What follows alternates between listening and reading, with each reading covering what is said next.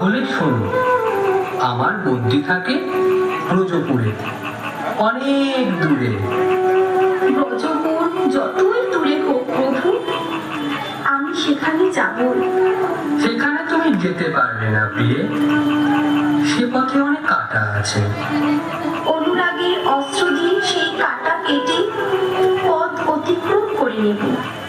আজ্ঞা করুন আপনি। আচ্ছা প্রভু, আপনার বদ্যির জেলা কোথায়?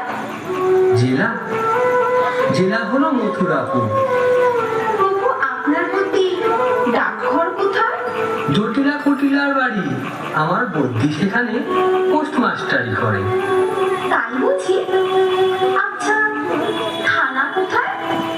থানা হলো কদমতলা, সেখানে গোপীগণ সর্বদা আনাগোনা করে। আচ্ছা প্রিয়ে, তুমি কি এখনই সেখানে যাবে? কেন প্রভু? না মানে, তুমি যেভাবে খোঁজ খবর নিচ্ছ, মনে হয় তুমি এখনই যাবে।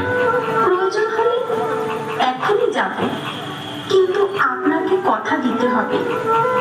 আমাকে না বলে আপনি কোনোদিন কোথাও যাবেন না।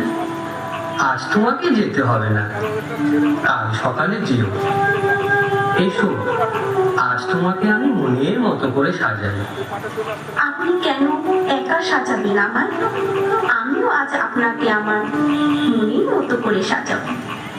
প্রিয়ে, অনেক দিন তুমি আমাকে গান শোনাওনি, আজ একটা গান শোনাবে?